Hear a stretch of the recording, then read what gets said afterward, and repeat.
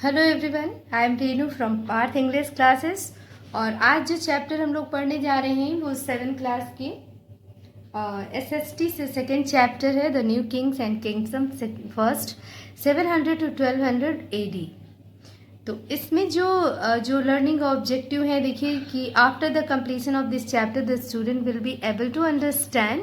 क्या चीज़ें आप जो है समझ पाएंगे इस चैप्टर को पढ़ने के बाद। Kingdom of the Rashtrakuta, the Chalukya dynasty of Kalyani 973-1200, kingdom of Pallavas and Chalukya and the Pandey's, यानी कि जो पल्लव, चालुक्य और पांडेज का शासन था। The Chola dynasty, feature of Chola administration government, और जो चोलों का जो शासन था, प्रशासन था। केस स्टडी द चोल, और जो चोल की केस स्टडी थी। ओके, तो इंट्रोडक्शन से शुरू करते हैं हम लोग और देखते हैं कि क्या मतलब जो नए राजा और उनके राज्य के बारे में 700 to 1200 के टाइम पीरियड के बारे में। Okay, introduction. Chera, Chola and Pandya were only 3 kingdom of south India and beginning. तो साउथ इंडिया, दक्षिण भारत में जो शुरुआत का जो दौर था उसमें 3 ही जो किंगडम थे वो चेरा के थे, चोलास के थे और पांडे के थे। In the 4th century AD the Chalukya in Karnataka and the Pallava in Andhra Pradesh and Tamil Nadu emerge as powerful kingdom.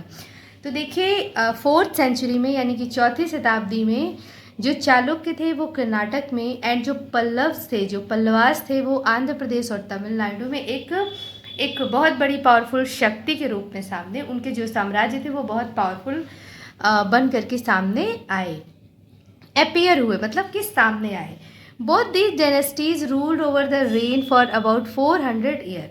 तो बोथ दीज डायनेस्टी, यानी कि ये जो दोनों थे, पल्लव्स और चालुक्य, इन दोनों का जो शासन था, इनका जो साम्राज्य था, रेन होता है क्षेत्र, और जो इनका पूरे क्षेत्र पे जो इनका शासन था वो कब तक रहा? फॉर अबाउट 400 ईयर, 400 साल तक।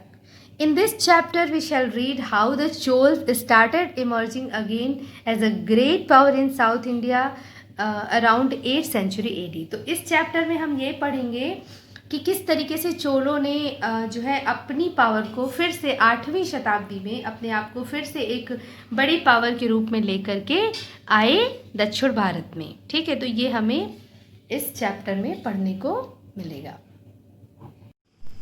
The middle period witnessed the two parts of Indian subcontinent, the north and the south, coming closer to each other। यानी कि कह रहे हैं कि जो मध्य टाइम था, यानी कि जब मध्यकाल का टाइम था, तो जो भारतीय उपमहाद्वीप समूह के जो 2 पार्ट थे, नॉर्थ और साउथ, तो वो जो उत्तर और दक्षिण थे वो एक दूसरे के कमिंग टू क्लोजर, एक दूसरे के करीब आ रहे थे।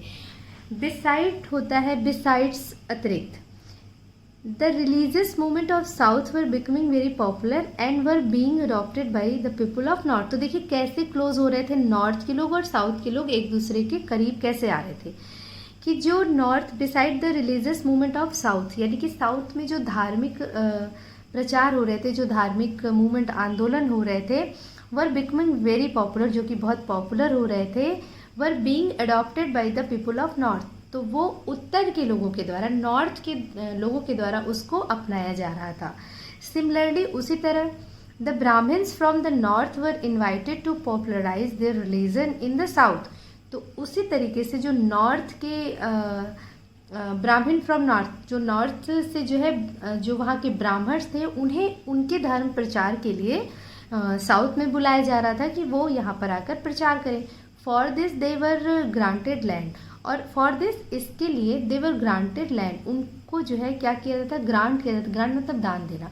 उनको ज़मीन, लैंड्स होता है ज़मीन, दान दी जाती थी। The Vindhya mountain no longer acted as a barrier for the people of north and south to come together. तो अब जो ये विंध्य पर्वतमाला थी वो भी नॉर्थ और साउथ को मिलने में, कोई उसको एक दूसरे को करीब आने में ये भी बाधा नहीं बन रही थी। In the middle period, some of powerful kingdom came to end or become weak, so their feudatories succeeded the weak ruler। तो देखिए मिडिल पीरियड यानी कि मध्यकाल में सम ऑफ पावरफुल, बहुत सारे शक्तिशाली राज्य जो थे वो एकदम ख़त्म होने की कगार पे थे, या आप कह सकते हैं और बिकम वीक, या फिर वो वीक हो गए थे। सो इसलिए देयर फ्यूडेटरीज मतलब उनके जो सामंत थे, उनके जो सरदार थे, उनके जो पावरफुल लोग थे जो उनके अंडर में थे, सक्सीडेड द वीक रूलर। तो उन्होंने क्या किया, अपने राजाओं को मतलब उनकी जगह पे खुद अपने आप को पावरफुल बना लिया और आगे बढ़ गए। यानी कि राजा जहाँ कमज़ोर थे वहाँ पे उन लोगों ने अपने आप को पावरफुल बना करके अपने आप को शासक बना दिया। ठीक है।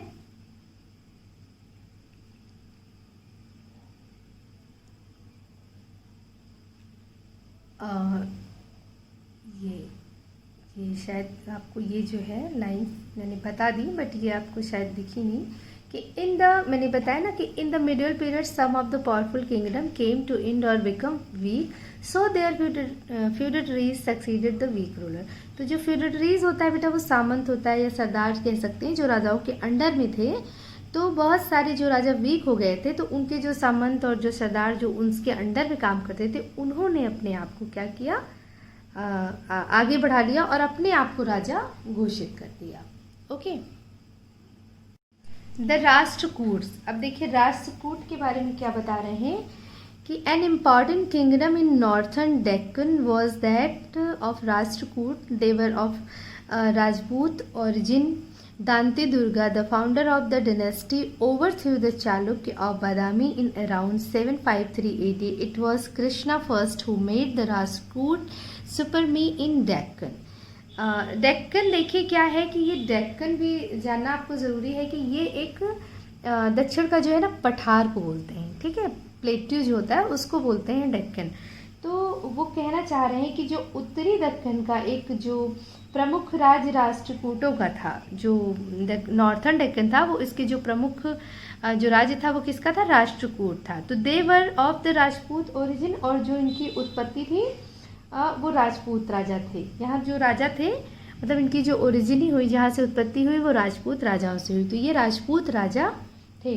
तो जो दांती दुर्गा थे, ये इस राजवंश के जो संस्थापक थे वो दांती दुर्गा थे, जिन्होंने 753 AD में इसकी स्थापना की थी। और क्या किया था उसके साथ साथ, overthrew the Chalukya of Badami around 753 AD। और इन्होंने चालुक्य वंश जो उस वक्त चल रहा था उसको जो है, जो कि उसको इन्होंने उखाड़ कर फेंक दिया था या उसको इन्होंने हरा दिया था। इट वॉज कृष्णा फर्स्ट, ये कृष्णा फर्स्ट थे, हु मेड द राष्ट्रकूट सुपरमी इन डेक्कन। तो डेक्कन में जो राष्ट्रकूट को बहुत पावरफुल अगर किसी ने बनाया तो वो कौन थे, कृष्णा फर्स्ट थे। The Kailash temple at Ellora is the most beautiful rock, rock means चट्टान, cut temple there, it was during the reign of Krishna first. तो क्या कह रहे हैं कि देखिए जो कैलाश टेम्पल है, जो मंदिर कैलाश टेम्पल एलोरा का कैलाश मंदिर जो है वो बहुत ही खूबसूरत गुफा मंदिर है, और जो कि कब बनवाया गया था, किसने बनवाया था, कृष्ण प्रथम के शासनकाल में इस मंदिर को तराश कर, चट्टानों को काट करके, चट्टान को जो है तराश कर, चट्टानों को कट करके उनको तराश करके बनाया गया था। ये कैलाश टेम्पल जो कि एलोरा का कैलाश मंदिर है, जो कि बहुत ही फेमस मंदिर है। ओके। और ये किसके शासन में बनवाया गया था, कृष्णा फर्स्ट के शासन में बनवाया गया था। अब देखिए, that this temple was excavated, this tells us that the Rashtrakuta were the follower of Hinduism and the patronise art and architecture. तो अब क्या बता रहे हैं कि इस मंदिर से ये जानकारी मिलती है कि जो राष्ट्रकूट थे वो हिंदू धर्म के अनुयायी थे, अनुयायी मतलब उनके फॉलोअर, और उन्होंने कला तथा जो भवन शिल्प को विशेष संरक्षण, पैट्रोनाइज होता है संरक्षण करना या उनकी देखभाल या उनको बढ़ावा देना। तो जो आर्ट में यानी कि कला और आर्किटेक्चर जो होता है, शिल्प कला को उन्होंने संरक्षण दिया था। Okay. It was Govinda third, the greatest of the Rashtrakuta king, whose supremacy was recognized from Malwa in north to Kanchi in the south. He had successfully defeated the Pratihar king Dharampala of Bengal and the Pallav king of Kanchi beside many other small king. तो अब देखिए राष्ट्रकूट के जो एक another मतलब एक महान राजा थे जो गोविंद थर्ड थे, whose supremacy was recognized। तो उनका जो क्षेत्र था यानी कि उनका जो मतलब जो शासन था वो कहाँ से कहाँ था, मालवा से दक्षिण में कांची तक मतलब वो फैला हुआ था। तो उन्होंने क्या किया था, उन्होंने बंगाल के धर्मपाल नामक प्रतिहार राजा तथा कांची के पल्लव राजा को युद्ध में परास्त किया था। इसके अतिरिक्त बहुत से अन्य छोटे छोटे राजाओं को भी उन्होंने परास्त करके अपना विस्तृत साम्राज्य स्थापित किया था। Okay, patrons of literature and art. तो पैट्रॉन्स होता है वही संरक्षक या उसको संरक्षण देने वाले, patrons and literature and art. The Rashtrakuta ruler were tolerant and patronize Shaivism, Vaishnavism and Jainism. तो जो राष्ट्रकूट राजा थे वो जो है किससे प्रभावित थे, किस धर्म को मानने वाले थे, उन्होंने शैव, वैष्णव और जैन धर्म को संरक्षण प्रदान किया, मतलब वो उनके फॉलोवर थे तो उनको बढ़ावा दिया उन्होंने। दे वर ऑल्सो ग्रेट बिल्डर, और वो एक बहुत बड़े भवन निर्माता भी थे। In the 9th century King Krishna first built the famous rock cut Kailash temple and dedicated to Shiva at Ellora. क्योंकि अभी हम लोग पहले भी पढ़ चुके हैं इनको अपने अबव स्टेंजा में कि जो कृष्णा फर्स्ट थे उन्होंने अपने टाइम में कैलाश मंदिर बनवाया था, चट्टानों को काट कर उन्हें तराश करके, जो कि शिव भगवान को डेडिकेट किया गया है, शिव भगवान के लिए बनाया गया है।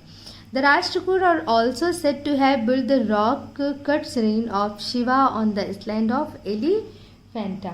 तो देखिए, एक तो उन्होंने यही बनाया था कि जो कैलाश टेम्पल था, और दूसरा उन्होंने जो है जो राष्ट्रकूट थे उन्होंने एलिफेंटा द्वीप पर चट्टानों को तराश कर शिव मंदिर बनवाया था। जो शिव, क्योंकि वो सैविज्म शिव के भक्त थे, वैष्णविज्म विष्णु और जैन धर्म को उन्होंने बढ़ावा दिया था। King Amogh Varsha 81477 who ruled for nearly 63 year preferred the pursuit of religion. तो देखिए, अब जो अमोघ वर्ष हैं, देखिए वो 1 बाय 1 ब्रीफली थोड़ा थोड़ा सा बताते जा रहे हैं। जिन्होंने भी एक इम्पॉर्टेंट रोल थोड़ा सा प्ले किया है हिस्ट्री में, उनके बारे में वो थोड़ा थोड़ा ब्रीफली बताते जा रहे हैं, क्योंकि आपके कोर्स के अकॉर्डिंग इतना ही है। जैसे जैसे आपका क्लास आप बढ़ेंगे वैसे वैसे ये चीज़ें डेवलप होती जाएंगी। तो लगभग 63 वर्ष तक शासन करने वाले अमोघ वर्ष जो थे, उनका जो शासन टाइम था, जो उनका शासन पीरियड था 814 से 77 ईस्वी, राजा ने युद्ध के स्थान पर धर्म और साहित्य सेवा को प्राथमिकता दी थी। मतलब इन्होंने जो है युद्ध को ज़्यादा प्रेफरेंस ना दे करके किसको प्रेफर किया था, इन्होंने धर्म को दिया था और कला को संरक्षण, साहित्य सेवा को इन्होंने प्राथमिकता प्रदान की थी। तो द यादवास ऑफ देवगिरी। तो अब यादवास की बात करेंगे। अब ये किसके फ्यूडल थे, ये देखिए, Yadavas were feudal chief during the reign of Chalukya. तो ये जो है किसके सामंत थे, ये चालुक्यों के सामंत थे। They establish their own kingdom in 1190 when the Chalukya empire broke up. तो इन्होंने अपना शासन कब इस्टेब्लिश किया, अपना राज्य कब इस्टेब्लिश किया, 1190 में, जबकि चालुक्यों का शासन एम्पायर यानी कि खत्म हो गया। They made Devagiri their capital, और इन्होंने देवगिरी को अपनी राजधानी बनाया। The most important ruler of this dynasty was Simhana. तो इस जो डायनेस्टी थे, इस जो राज्य थे, इसके जो इम्पॉर्टेंट जो शासक थे, जो राजा थे, वो कौन थे, सिंघाना या फिर सिम्हना, यानी कि उनके आप उनको दो तरीके से पुकार सकते थे, उनके दो नाम थे। ठीक है, आप उनको दो तरीके से बोल सकते थे, चाहे तो सिंघन कह सकते थे, चाहे तो सिम्हन कह सकते थे। ये लोग बहुत लोकप्रिय थे, सॉरी ये लोग नहीं, ये एक ही है नाम, सिंघन या Simhana. Okay, he waged successfully war against ruler of Malwa, Gujarat and Andhra. अब इन्होंने क्या किया, देखिए, इन्होंने मालवा, गुजरात और आंध्र के शासकों के विरुद्ध युद्ध छेड़ा और उन्हें क्या किया, उन्हें परास्त भी करा। उनके अगेंस्ट युद्ध छेड़ा और उन्हें परास्त किया। The last ruler of this dynasty was Ramchandra. जो इस डायनेस्टी के इस टाइम के जो लास्ट भी शासक थे, जो रूलर थे, वो रामचंद्र थे। He was during his reign then Alauddin Khilji suddenly attacked Devgiri in 1294 AD। अब क्या हुआ, देखिए कि जो लास्ट रूलर थे वो रामचंद्र जी थे, और इस पे जो है क्या हुआ, जब रामचंद्र जी लास्ट रूलर थे तो उनके शासनकाल में अलाउद्दीन खिलजी ने 1294 में अचानक ही देवगिरी पर आक्रमण कर दिया था। देवगिरी को उन्होंने अपनी राजधानी बनाई थी यादवों ने, तो उस पर जो अलाउद्दीन ने आक्रमण किया था 1294 में। तो Ramchandra was defeated and taken to Delhi. ओके, तो क्या बता रहे हैं कि Ramchandra was defeated and taken to Delhi, he was later set free. तो रामचंद्र जी को गिरफ्तार मतलब कि अरेस्ट कर लिया, हरा दिया और उनको दिल्ली ले गए ये लोग। और फिर बाद में he was later set free, बाद में उन्हें छोड़ दिया। After his death his son Shankar stopped paying tribute to the Muslim emperor. तो उसके बाद रामचंद्र के जो पुत्र थे शंकर, उन्होंने क्या किया, स्टॉप पेइंग, तो जो एक नजराना या फिर जो एक ट्रिब्यूट दिया जाता था मुस्लिम्स को, मुस्लिम एम्परर को, वो इन्होंने देना बंद कर दिया शंकर ने। So in 1309 AD Devagiri was again attacked by the Khilji. तो फिर जब उन्होंने नजराना देना बंद कर दिया तो फिर से देवगिरी पर अटैक किया खिलजी ने। Shankar was killed and his kingdom become a part of Khilji empire. तो शंकर को मार दिया गया और जो उनका साम्राज्य था वो खिलजी एम्पायर में मिला लिया गया। उसके बाद आते हैं होयसल ऑफ द्वार समुद्र। ओके, होयसल जैसे कि राष्ट्रकूट थे, चालुक्य थे, यादवास के बारे में पढ़ा, उसी तरह से होयसल ऑफ द्वार समुद्र। इनका टाइम पीरियड जो है वो देखिए 1110 to 1310 तक। The Hoysala were originally feudatories under the Chola and the western Chalukya. This dynasty was founded by Bittiga Vishnuvardhana in 1110। अब देखिए जो ये लोग थे, जो होयसल राजा थे, ये मूलतः कौन थे, चोल और पश्चिम चालुक्यों के सामंती सरदार थे। और इस राजवंश की स्थापना जो भिटिक्का विष्णुवर्धन ने 1110 ईस्वी में की थी। Okay, the Hoysala capital was Dwarasamudram near the city of Mysore and their kingdom included Mysore and the part of Tamil Nadu. तो जो होयसल की राजधानी कौन थी, मैसूर के निकट द्वार समुद्र नामक नगर में थी और उनका राज्य मैसूर और तमिलनाडु के कुछ भागों तक विस्तृत था, मतलब फैला हुआ था। They were engaged in frequent war with the Chol and the Pandays। ये लोग लगातार जो है युद्ध होते रहे इनके चोलों से और पांड्यों से। ओके, और दे वर अल्टीमेटली डिफीटेड बाई। अब देखिए अल्टीमेटली इनकी हार हुई किस तरीके से, हाँ, तो अल्टीमेटली इनकी जो हार हुई वो किसके थ्रू हुई, by Alauddin Khilji forces under Malik Kafur in 1310। तो मलिक काफूर के अंडर में अलाउद्दीन मतलब उनके सेनापतित्व में अलाउद्दीन खिलजी ने जो है क्या किया, अटैक किया और फिर से जो है उनको हरा दिया। The Hoysaleswara temple at Halebid bears testimony to this. They were also great patron of Kannada literature. तो जो ये हेल्बिट स्थित होयसलेश्वर मंदिर इस तथ्य को प्रभावित करता है, ये बताता है कि वे कन्नड़ साहित्य के महान संरक्षक थे। जो होयसल राजा थे वे कौन थे, वो कन्नड़ साहित्य के महान संरक्षक थे।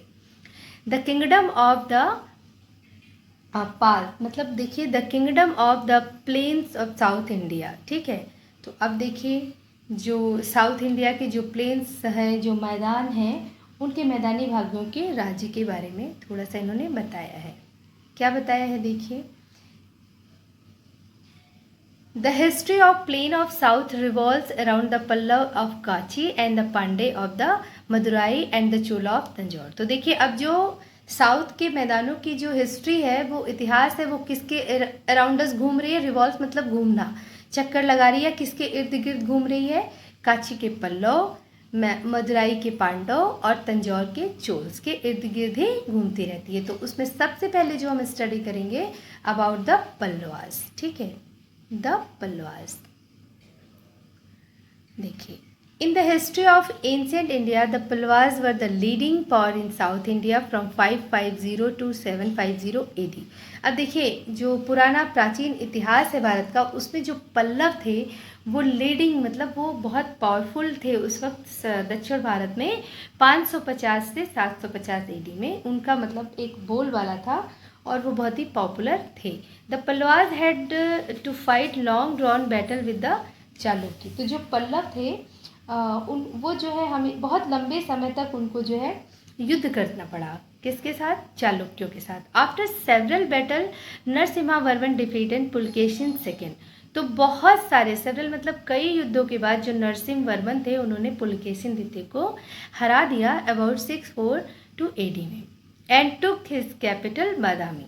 तो उन्होंने हरा दिया उनको, पुलकेशिन द्वितीय को, और बादामी राजधानी और श्रीलंका का जो राज्य था वो अपने अधिकार में ले लिया। ठीक है। It was during his rain that Hiuen song the famous Chinese Pilgrim visited Kanchi the capital of the Pallavas. तो उसी वक्त में क्या हुआ, उनके शासनकाल में पल्लवों की राजधानी कांची में ह्वेन सॉन्ग नामक चीनी यात्री आया और पत्थरों को, मतलब उसी वक्त में जो है हेन सॉन्ग, जो ये यात्री पिलग्रिम्स होता है, यात्रा करने वाला, पिलग्रिम्स उन्हीं को बोलते हैं, चाइनीज़ यात्री था जो कि आया था उसी वक्त में। The Pallava built many rock cut temple and laid the foundation of a new city knows Mahabalipuram and Mamallapuram. अब देखिए क्या कह रहे हैं कि बहुत सारे पत्थरों को तराश करके, या रॉक कट यानी कि चट्टानों को काट के उनको तराश करके बहुत से मंदिरों का निर्माण कराया गया तथा महाबलीपुरम नगर नामक नए नगर की नींव डाली गई। ठीक है, महाबलीपुरम और ममल्लापुरम, चाहे आप महाबलीपुरम कहें चाहे ममल्लापुरम कहें, उस एक नए शहर की नींव डाली गई। Okay, next is Pandyas. अब किसके बारे में? अभी पल्लव थे, अब जो है Pandyas. The Pandyas form a powerful dynasty in the 7th century. 7वीं शताब्दी में जो पांड्य थे ये एक पावरफुल डायनेस्टी के रूप में आए। In the 10th century they were over powered by the Cholas. लेकिन 10वीं शताब्दी में क्या किया गया था? 10वीं शताब्दी में चोल राजाओं ने इन्हें परास्त कर दिया। चोल ने मतलब इनको ओवर पावर्ड बाय चोल, यानी इनको उखाड़ कर फेंक दिया। After the decline of the Chola and the Pandyas once again came to power. तो अब जब चोल का पतन हुआ फिर से, तो उसके बाद पांडे जो थे वो फिर से एक बार पावर में आए। They ruled over the reign around modern Madurai and तिरुवनपल्ली।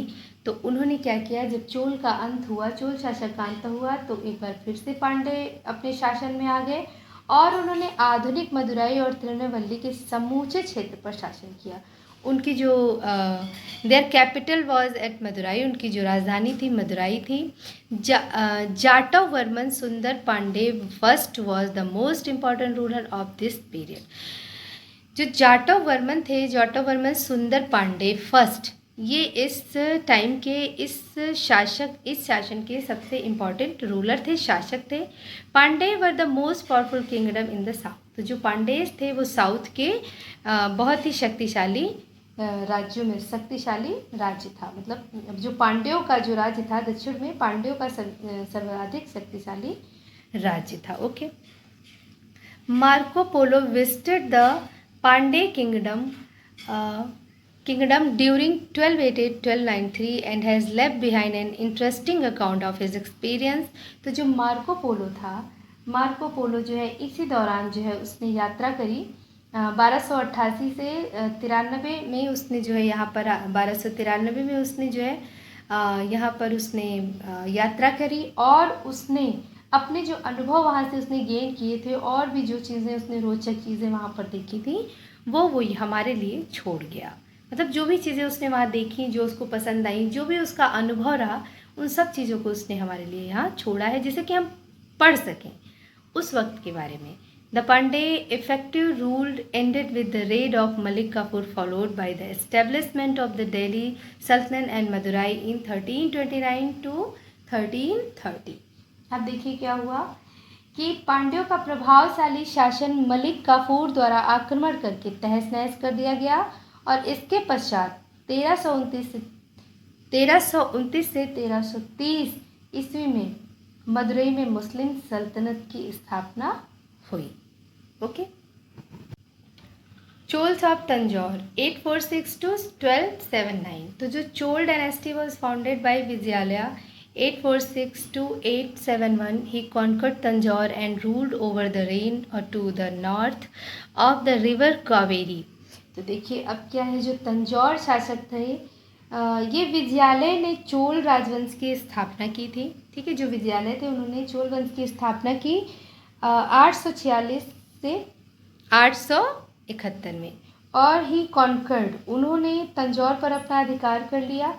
उन्होंने क्या किया? ही कॉन्कर्ड तंजौर, उन्होंने तंजौर पर अधिकार कर लिया। And rule over the rain to the north of the river Kaveri, और कावेरी नदी के उत्तरी क्षेत्र में शासन किया। ठीक है, फिर क्या किया इन्होंने? देखिए, Parantaka first 907 to 955 extended Chola authority over the Pandeyas by conquering Madurai. He extended Chola rule to Nellore at the expense of the Pallavas. तो इन्होंने क्या किया? देखिए कि जो परांतक प्रथम थे वो 907 से 955 में मदुरई को जीत करके पांड्यों के शासन साम्राज्य को नष्ट कर दिया और चोल साम्राज्य के अधीन कर लिया, मतलब चोलों अपने राज्य में मिला लिया। और उन्हें फिर से पल्लवों को हराकर नेल्लूर तथा चोल साम्राज्य का विस्तार किया। ठीक है, उसने क्या किया? पुनः पल्लवों को हराया और नेल्लूर तथा चोल साम्राज्य का विस्तार किया। उसने श्रीलंका के भी श्रीलंका के साम्राज्य पर भी चढ़ाई की थी। उसने क्या किया था? He also led the expedition against the ruler of Sri Lanka. तो उसने श्रीलंका के भी राज्य पर भी चढ़ाई की थी। राजा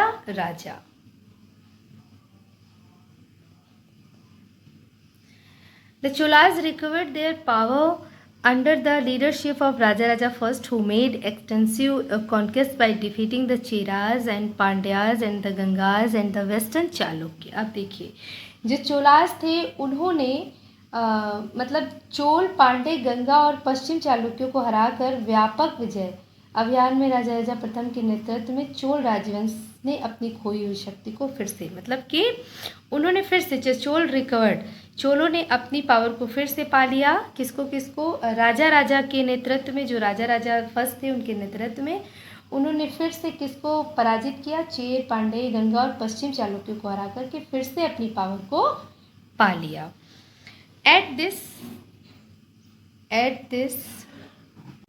At this time, the coastal areas of Sri Lanka, Maldives, Iceland and Kerala were very prosperous.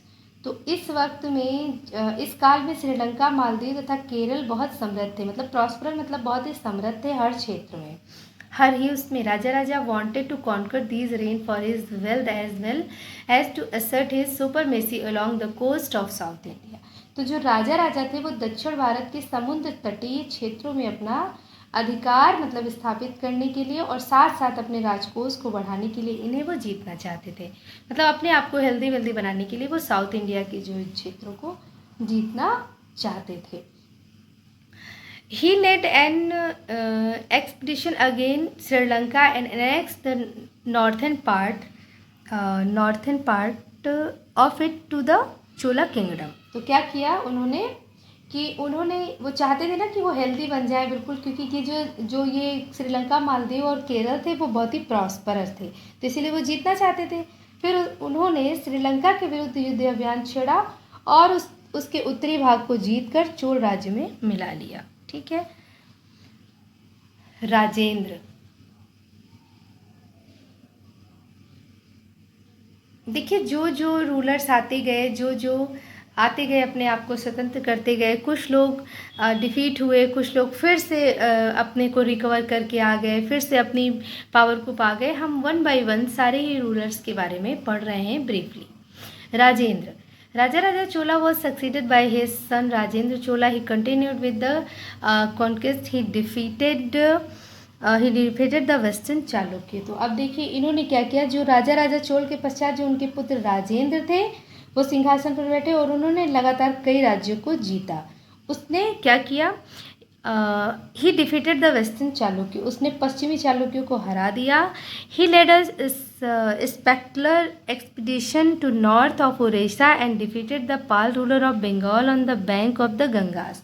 उन्होंने क्या किया? उसने उड़ीसा से उत्तर की ओर एक जोरदार मतलब युद्ध किया और गंगा नदी के तट पर बंगाल के पाल शासक को हरा दिया। ही दस होता है इस प्रकार। He thus adopted the lofty title of the Gangai Konda Chola. तो इसलिए उसको फिर एक उपाधि दी गई ना, गंगाई कोंड चोल की, या फिर और the conqueror of the Ganges, या फिर गंगा क्षेत्र के नदी के क्षेत्र का विजेता माना गया, या तो गंगाईकोंड चोला या फिर गंगा क्षेत्र को जीतने वाला। Commemorating this victory, he built a fabulous city of temple close to Tanjore called Gangaikonda Cholapuram. तो इस तरीके से क्या हुआ कि उसकी स्मृति में, मतलब ये जो विजय मिली थी, जो जीत थी, उसके फलस्वरूप उसने तंजौर के निकट मंदिरों का एक अनुपम शहर बनवाया, मतलब बहुत खूबसूरत सिटी बनवा दिया उसने, मंदिरों का एक अनुपम शहर बनाया, गंगाईकोंड चोलपुरम बसाया, जिसका नाम क्या था, गंगाईकोंडा चोलपुरम उसने बनाया। Indian merchant had been trading with Southeast Asia and South China for many centuries। तो जो कई शताब्दियों में जो भारतीय व्यापारी थे वो दक्षिण पूर्वी एशिया और दक्षिण चीन के साथ व्यापार करते आ रहे थे। Indian ships were harsh when they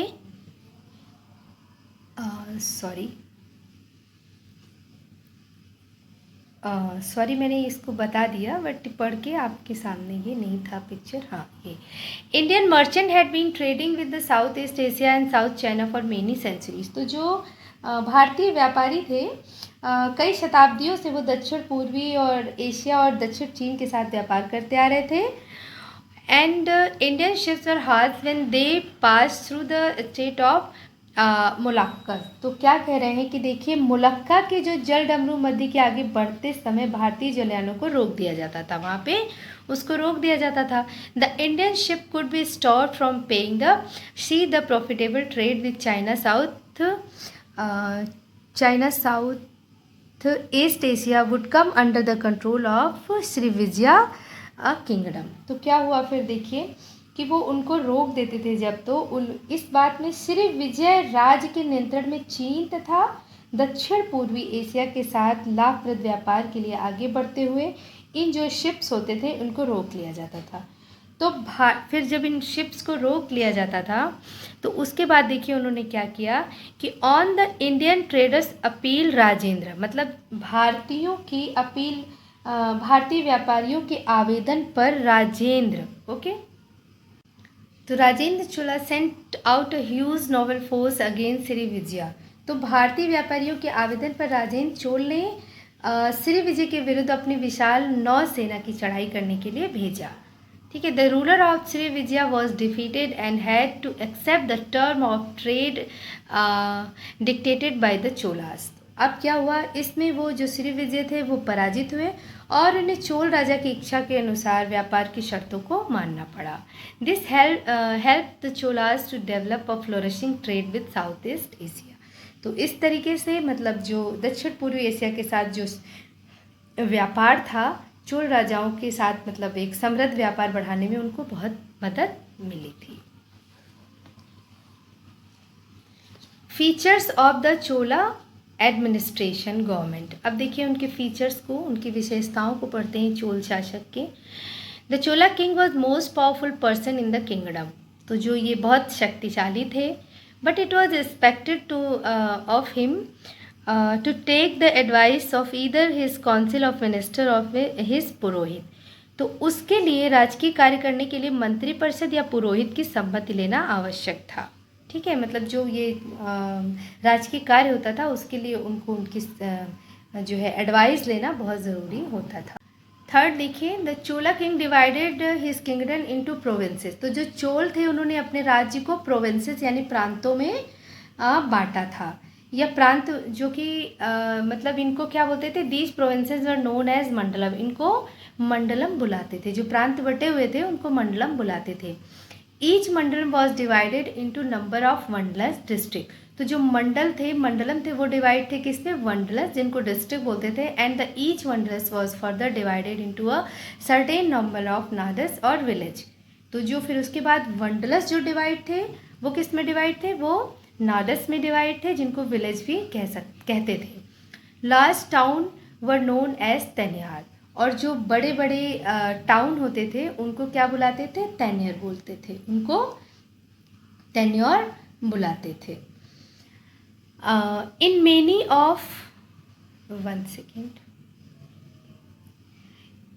of village the administration was carried out by village assembly और काउंसिल। तो जो गांव की जो एडमिनिस्ट्रेशन था, जो प्रशासन था, वो किसके थ्रू होता था? विलेज असेंबली या जो गांव की सभा और काउंसिल। मतलब विलेज एक गांव की सभा होती थी या फिर उसको काउंसिल बोलते थे। The council was known as the Ur और सभा। तो जो वो काउंसिल होती थी उसको उर बोलते थे या फिर सभा बोलते थे। द उर generally consisted of land down, यानी कि जो उर होता था, जो उर सभा होती थी, वो जो है कंसिस्टेड होती थी लैंड ओनर, उस जो जिनके पास ज़मीन, जो ज़मीनों के मालिक होते थे। इन place where Brahman were in majority the ur was known as sabha और mahasabha, and where merchant lived it was called nagaram. तो जहाँ पे ब्राह्मण्स की मेजॉरिटी थी वहाँ पे उर, वो जो उर होती थी उसको सभा या फिर महासभा कहते थे, और जहाँ मर्चेंट रहते थे वहाँ नगरम बुलाया जाता था। रेवेन्यू यानी कि राजस्व। The taxes were very less in Chola kingdom. तो जो राजस्व था, जो राज्य में करों की दर थी वो बहुत कम थी। जो टैक्सेस आप लोग पे करते हैं ना, आपके घर में भी आपके पेरेंट्स पे करते हैं, रोड टैक्स, वाटर टैक्स, इस तरीके के टैक्सेस थे, तो वैसे उस वक्त के टाइम में जो कर थे, जो टैक्स लिए जाते थे वो बहुत कम थे। The revenue of Chola kingdom mainly came from two sources. तो ये जो राजस्व आता था, ये जो कर आता था, इसके सोर्स क्या थे? दो थे, मुख्यतः दो इसके सोर्सेज थे। Taxes on land and from the produce, मतलब क्या थे? देखिए उसके सोर्स, मतलब कहाँ से ये कर कहाँ से आता था? तो taxes on land from the produce of the land. तो कहाँ से ये जो टैक्स लिया जा रहा था, ये इसका जो एक भूमिकर था और भूमि की उपज थी, यानी कि जो भूमि की उपज होती थी और एक भूमिकर था। Taxes on trade part of the revenue were kept for king. तो जो वो कर लिया जाता था उसका एक राजस्व का एक पार्ट राजा के लिए होता था। The rest was spent on public work, on salaries of officials, on paying for the upkeep of the army and navy, and above all the building of temples. तो उसको जो है, जो रेस्ट पार्ट था करों का, टैक्सों का, वो जो है बाद में सैलरीज दी जाती थी जो ऑफिसर्स होते थे, जो पब्लिक वर्क करते थे, और फिर उसके बाद कुछ आर्मी और नेवी के रख रखाव, उनकी केयर के लिए रखा जाता था, और जो भी बाकी बचता था उससे जो टेम्पल वर्क भी और भी बिल्डिंगें बनाई जाती थी। Okay,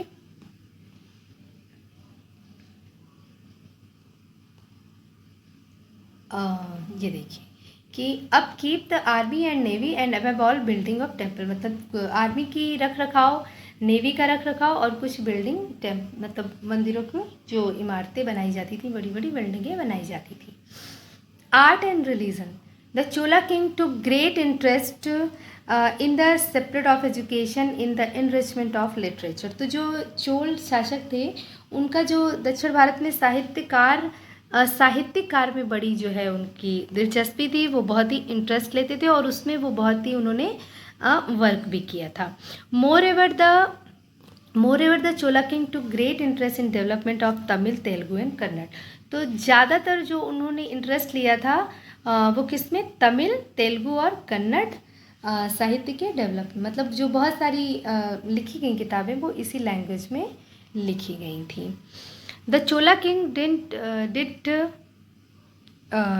king did a lot promote culture and religion. तो जो चोल किंग थे उन्होंने बहुत ज़्यादा कल्चर और धर्म को प्रमोट किया था। They built many magnificent temple. उन्होंने बहुत खूबसूरत मंदिर बनवाए, बहुत ही खूबसूरत मंदिर बनाए। These temples become centre of social activity, education, festival, music and dancing. तो ये जो टेम्पल्स थे ये उस वक्त जो है जो सोशल एक्टिविटी होती थी, एजुकेशन के लिए, फेस्टिवल के लिए, और जो डांसिंग म्यूज़िक होता था उनके लिए, मतलब जो है ये यूज़ होते थे। ये उस वक्त उन्हीं का केंद्र थे। Temples. The Chola king and rich merchant of the kingdom gave huge sum of money and land for the construction and maintenance of temple. तो जो चोल राजा थे और जो बड़े बड़े व्यापारी थे, धनी व्यापारी थे, वो जो है अपने बहुत सारा पैसा, मतलब ह्यूज मतलब बहुत सारा मनी देते थे, किस लिए? मंदिर के काम के लिए, मंदिर बनवाने के लिए, या उसके मेंटेनेंस के लिए जो पैसा देते थे वो राजा देते थे या फिर बड़े बड़े व्यापारी मर्चेंट देते थे। The royal temple build by the Chola king were very magnificent. तो जो रॉयल टेम्पल है जो चोल किंग ने बनवाया था वो बहुत ही अच्छा है। The Brihadeshwara temple at Tanjore is a good example. तो तंजौर में एक जो बृहदेश्वर मंदिर है वो इसका एक बहुत अच्छा उदाहरण है। ओके, लिटरेचर, साहित्य।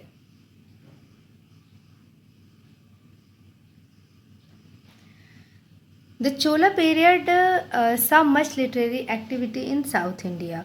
तो यानी कि जो चोल पीरियड था उसमें जो है बहुत सारा साहित्य, मतलब जो है साहित्य में बहुत ज़्यादा उसमें वर्क हुआ, बहुत ज़्यादा काम हुआ, उन्नति हुई। The famous Ramayana of Kamban was written in Tamil. तो जो रामायण लिखी गई तमिल में, वो कंबन ने लिखी, मतलब कंबन ने तमिल भाषा में रामायण लिखी थी। Many literary and religious work in Sanskrit become popular when they were written in Tamil। तो बहुत सारे साहित्यिक और धार्मिक जो किताबें थीं जो संस्कृत में थीं, उनको जब वो और भी पॉपुलर हुई जब उनको दोबारा तमिल में लिखा गया। Many of inscription of the Chola king are written in both Sanskrit and Tamil during this period। poem and plays were written in Tamil by renowned poets and dramatists। तो देखिए बहुत सारी जो इस वक्त में, उस वक्त में सॉरी, अभिलेख जो थे संस्कृत और तमिल दोनों भाषाओं में लिखे गए थे। और इस काल में जो बहुत ज़्यादा कवियों और नाटककारों द्वारा तमिल में कविताएं और नाटक भी लिखे गए थे। It was later enriched by the poet Tikkana. तो क्या कह रहे हैं कि बाद में टिक्कन नामक कवि द्वारा साहित्य को समृद्ध किया गया था। In those days Kannada was a current language around modern Mysore as it is even today. तो उन दिनों आज की ही भांति आधुनिक मैसूर के आसपास कन्नड़ भाषा बोली जाती थी। The poet Pampa, Ponna and Ranna are known as the three jewels of Kannada. तो ये जो पंपा, पन्ना और रन्ना है, ये कन्नड़ के थ्री ज्वेल्स यानी कि कीमती रत्नों में रत्न कहे जाते थे, क्योंकि जो इनकी रचनाएं थीं because literature because of excellent quality of the writing, क्योंकि जो इनकी रचनाएं थीं वो बहुत ही अद्भुत शैली और मधुर रस वाली थीं। ओके, ब्राह्मण्स वर लर्न पर्सन सो दे वर रिस्पेक्टेड। तो जो ब्राह्मण होते थे वो विद्वान व्यक्ति थे, इसलिए उनका हर जगह रिस्पेक्ट होता था। They were given land and village as gift from the king. उनको जो है भूमि दान दी जाती थी, गांव के गांव दान दिए जाते थे राजा की तरफ से, एज ए गिफ्ट उनको दिया जाता था। This gift were known as brahmadeya gift. ये जो गिफ्ट दिए जाते थे ब्राह्मण्स को, इनको ब्रह्मदेय बोलते थे। They were no tax on the land given Brahmin as a gift. As a result some Brahmin were very rich. तो जो ब्राह्मण थे उनको जो ब्राह्मणों को दी गई भूमि पर लगान की वसूली नहीं की जाती थी, मतलब उनसे कोई टैक्स नहीं लिया जाता था, इसीलिए बहुत सारे ब्राह्मण जो है बहुत रिच थे। ट्रेड यानी कि व्यापार। Merchant gathered a great Fortune in the Chola kingdom. तो जो मतलब जो चोल राज्य में ब्राह्मण की समृद्धि चरम सीमा पर थी। उस वक्त जो है बहुत ज़्यादा जो ये व्यापारी थे उनका जो बहुत ही ऊंचाई पर थे, ये लोग बहुत ही समृद्ध थे और बहुत ही रिच थे। Indian goods were sent to China, south east Asia and western Asia. तो जो भारतीय वस्तुएं थी, भारत के जो माल थे, वो चीन, दक्षिण पूर्वी एशिया, पश्चिम एशिया में भेजा जाता था। Beside there was trade with in the Indian Beside there were trade within the Indian subcontinent itself, goods were exchanged between the southern and the northern kingdom। तो इसके मतलब जो है क्या करते थे कि एक दूसरे से विनिमय, एक्सचेंज मतलब विनिमय होता था कि कुछ जब यहाँ से कुछ जाता था तो फिर वहाँ से कुछ आता था, एक्सचेंज करते थे माल को। Several towns such as Mahabalipuram and Kokil on the east coast of Kulin on the west prosper due to trade. तो यानी कि कुछ जो ऐसे थे, जो कुछ ऐसी जगहें थीं जो कि व्यापार की दृष्टि से मतलब बहुत ही ज़्यादा सेवरल टाउन, कई कस्बे सच है, जैसे महाबलीपुरम था, कोलकिन थी on the coast of Quilon था, ऑन वेस्ट प्रॉस्परड मतलब बहुत ही ज़्यादा प्रॉस्परड थे, बहुत ही समृद्ध थे व्यापार के टाइम पर। Some of merchant working in the same profession joined together the form of the body। तो कुछ जो व्यापारी थे, मतलब एक जो व्यापारी हैं, सामान व्यवसाय होता था, उनका सामान काम होता था, कुछ व्यापारी परस्पर मिलकर एक संघ संगठित कर लेते थे, मतलब एक यूनियन बना लेते थे, एक संघ बना लेते थे। The body was called merchant guild like the manigramam. तो इसको क्या बोलते थे, जो वो संघ बनाते थे व्यापारियों के, इन संघ को मनी ग्रामम के नाम से जाना जाता था। 6 the body in the guild the merchant pool together their money and become a kind of bank. तो इस तरह से एक संघ में व्यापारी अपने धन को संचित किया करते थे। यह संघ एक प्रकार का बैंक होता था। Every member of guild contributed his share of money. तो व्यापार संघ का प्रत्येक सदस्य अपने हिस्से का धन देता था। ओके, सॉरी ये मैंने जस्ट वेट। हाँ देखिए, कुछ जो ये सेवरल टाउन मैंने बताया 4 नंबर महाबलीपुरम और कौरकेली, कोस्ट, कुलीन, ये जो वेस्ट के थे, ये बहुत ही प्रॉस्परड मतलब बहुत ही समृद्ध व्यापार के दौरान ये सारे जो क्षेत्र थे, जो कस्बे थे, ये बहुत ही प्रॉस्परस थे। Some of merchant working in the same profession join together in the form body. कुछ जो व्यापारी हैं वो परस्पर मिलकर एक संघ बना लेते थे। The body was called the merchant guild like manigramam. तो ये जो संघ होता था इसको मनी ग्रामम बोलते थे। In a guild the merchant pool together their money and become a kind of bank. तो जो एक संघ में व्यापारी अपने धन को संचित कर लेते थे और ये संघ एक प्रकार का बैंक होता था।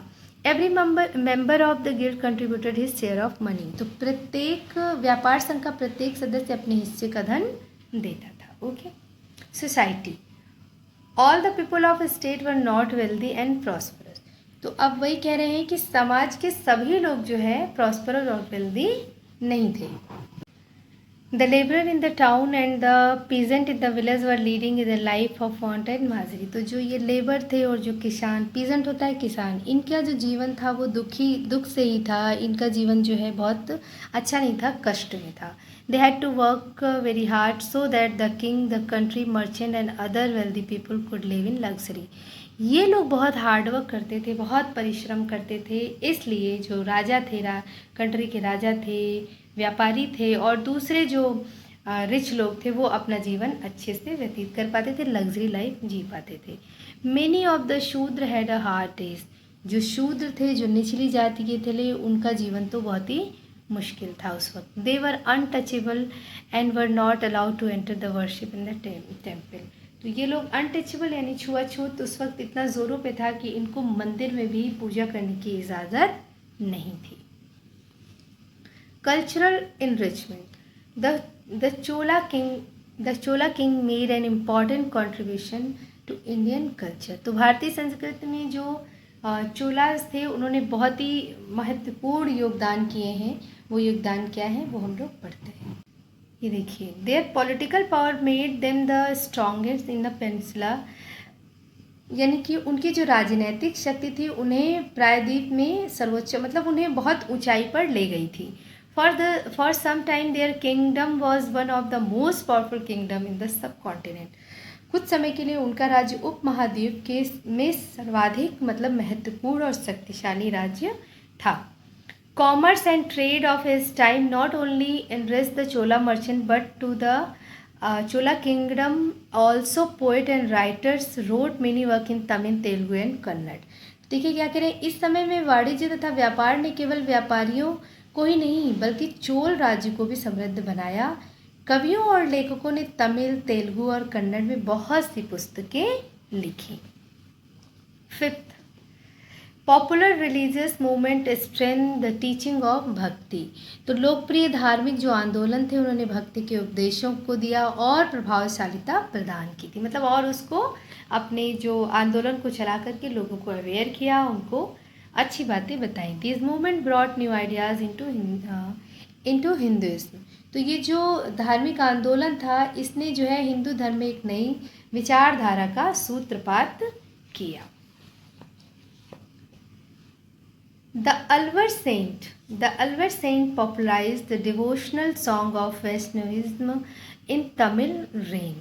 तो जो देखिए क्या बता रहे हैं कि चोल राज के दार्शनिकों ने भारतीय के विचारों को समृद्ध बनाया और इस काल के जो मतलब जो सेंट थे उन्होंने क्या किया, जो उनको मतलब अपने अपने जो जिस जिस धर्म को वो बिलोंग कर रहे थे उसको उन्होंने पॉपुलर बनाया। The Alvar saint popularize the devotional song of western in Tamil. अब देखिए जो अल्वर सेंट थे उन्होंने एक डिवोशनल सॉन्ग मतलब वैष्णविज्म का जो एक सॉन्ग था, भक्ति सॉन्ग था, तमिल क्षेत्र के लिए उन्होंने जो है बहुत फेमस हुआ था। तो Saiva saint and Nayanar made seven very popular in south India. अब देखिए इस काल में मतलब वो यही बताना चाह रहे हैं कि इस काल में लोकप्रिय जो दार्शनिक और धर्म गुरु शंकर और रामानुजन शंकराचार्य का दर्शन, अवैध सिद्धांत, मतलब ये सारे लोगों ने ही बहुत अच्छा जो है एक धार्मिक मूवमेंट चलाया और लोगों को अवेयर किया। The philosopher of the Chola king in rich Indian thought. तो जो दार्शनिक थे चोला किंगडम के, चोल राज के जो दार्शनिक थे इन दिस इंडियन थाट, वो जो है उससे जो है भारत के जो मतलब उनके विचारों से वो बहुत ज़्यादा प्रभावित हुए या उनकी छाप उन पर पड़ी। Okay, this all had an impact in peninsula and the other parts of India. तो इसका प्रभाव सिर्फ ऐसा नहीं कि इंडिया पे ही पड़ा, भारत के और दूसरे क्षेत्रों पर भी पड़ा। The best known philosopher and teacher of this period were Shankara and Ramanuja. Shankara's philosophy is known as system of Advaita. अब देखिए जो इस टाइम के बहुत ही बड़े दार्शनिक थे वो कौन थे? शंकराचार्य थे, रामानुज थे। और शंकराचार्य का जो अवैध सिद्धांत है, दर्शन है, उसको अद्वैता जो लिखा हुआ है अद्वैत सिद्धांत कहा जाता है। Advaita means the unique which has no sector. He taught that it was only by knowledge that one could worship of God. तो इसमें इन्होंने बताया कि जो मतलब बताने की कोशिश की कि ये जो इसका मतलब है which has no sector he taught, उसने सिखाया था कि that it was only by knowledge that one could worship God. यानी कि ये भगवान की जो पूजा है, यानी कि उनका जो अद्वितीय है, मतलब क्या है कि उनका मत था कि ज्ञान की प्राप्ति से ही मनुष्य, जब हमारे पास नॉलेज होगा तभी हम जो है ईश्वर की प्राप्ति कर पाएंगे। तो उनका अद्वैत ने ये कहा कि सिर्फ नॉलेज ही हमें ईश्वर की उपासना करा सकता है, या हम उसकी वजह से ही उनकी उपासना कर सकते हैं या उसको अच्छे से कर पाते हैं। Ramanuja preach that one should devote one self entirely to the worship of God through bhakti, devotion and love. तो रामानुजा ने जो कहा, उन्होंने उपदेश दिया कि व्यक्ति को भक्ति से ईश्वर की अनन्य उपासना करनी चाहिए, मतलब भक्ति और प्यार से उनकी उपासना करनी चाहिए। He insisted that God was better worship through love than through knowledge. तो उन्होंने कहा, मतलब उन्होंने बताया ना कि प्यार से करनी चाहिए। उन्होंने इस बात पर बल दिया कि ज्ञान की अपेक्षा ईश्वर की भक्ति प्रेम से अच्छी तरह की जा सकती है। मतलब आप प्रेम ज़्यादा दिखाएं, ज्ञान नहीं भी है तो भी कोई बात नहीं है, मतलब मन में प्रेम हो, भाव हो। Another religious teacher was the Madhava whose teaching was more like that of Ramanuja। तो जो एक दूसरे टीचर थे जो कि एक धर्म उपदेशक थे, वो माधव थे। उनके उपदेश रामानुज के जैसे ही मिलते जुलते थे, उनके भी रामानुज के ही जैसे ही विचार थे। ओके, तो ये चैप्टर आपका ये कंप्लीट होता है। होप कि आपको ये चैप्टर समझ में आया होगा। Still if you have any issue you can confirm to me. Okay, अपने ओपिनियन को ज़रूर शेयर करें कमेंट बॉक्स के थ्रू, मुझे बताएं कि आपको समझ में आया या नहीं। ओके, तो मिलते हैं नेक्स्ट चैप्टर की एक यूनिक सी स्टोरी के साथ। Till then goodbye and take care.